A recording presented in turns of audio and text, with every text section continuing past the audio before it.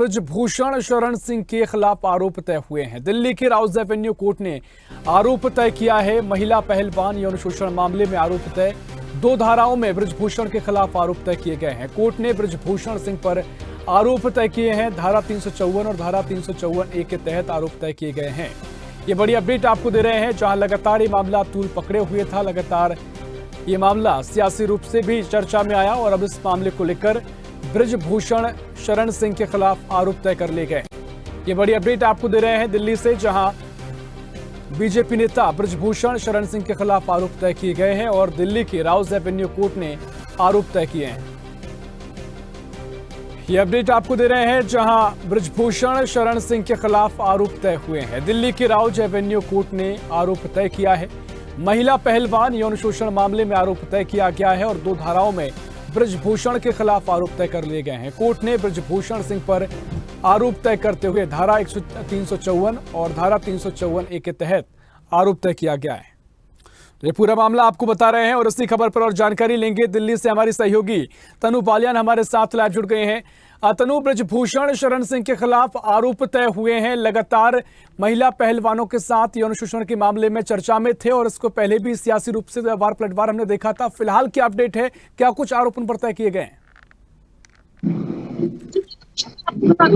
ब्रजभूषण शरण सिंह को एक बहुत बड़ा झटका आज कोर्ट की तरफ से मिला है। यौन उत्पीड़न के आरोप जो है वो तय किए गए हैं और 5 महिलाएं हैं जो पहलवान हैं, 5 महिला पहलवान हैं जिन्होंने यौन उत्पीड़न का आरोप लगाया था और आज महिला का अपमान करने का आरोप भी उनके ऊपर लगाया गया था और कोर्ट ने अब उनको जो आरोपी है वो करार दिया। वही मैं आपको बता दूं कि प्रियंका राजपूत ने 2 पहलवानों को आपराधिक धमकी देने का भी आरोप लगाया है और आईपीसी की धारा है 354 और 354D के तहत जो है ऋषभ वो आरोप तय किए गए हैं और 506A के तहत भी जो आरोप है वो लगाया गया है। जिस तरीके से हम देख रहे थे ऋषभ की विनेश फोगाट जो है, जो विश्व चैंपियनशिप का उनको पदक भी मिल चुका है और वो विजेता भी रही हैं। विनेश फोगाट और देश की और जो 2 अन्य पहलवान थी उन्होंने उनके ऊपर आरोप लगाए थे और तमाम जो है इस पर बवाल भी मचा था। हमने देखा था कि दिल्ली के जंतर मंतर पर किस तरीके से जो महिला पहलवान है उनको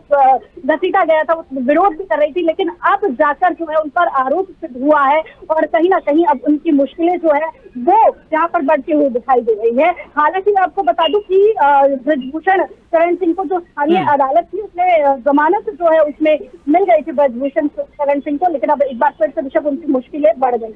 निश्चित तौर पर देखिए मुश्किलें बढ़ सकती हैं, लेकिन जिस तरीके से मामला चला आ रहा था, तमाम जो महिला पहलवान हैं, विनेश फोगाट का आपने जिक्र किया, क्या कुछ अब उनकी आगे स्थिति रहेगी, क्या कुछ उनकी प्रतिक्रिया देखने को मिलेगी? क्योंकि लंबे समय से वो लड़ाई लड़ रही थी और तमाम एक बड़ा वर्ग भी उनके साथ खड़ा हुआ नजर आया, तमाम जो विपक्षी पार्टियां थी उनके साथ खड़ी नजर आई हैं, तो उनके लिए कम से कम एक बड़ी राहत आप देख रही है?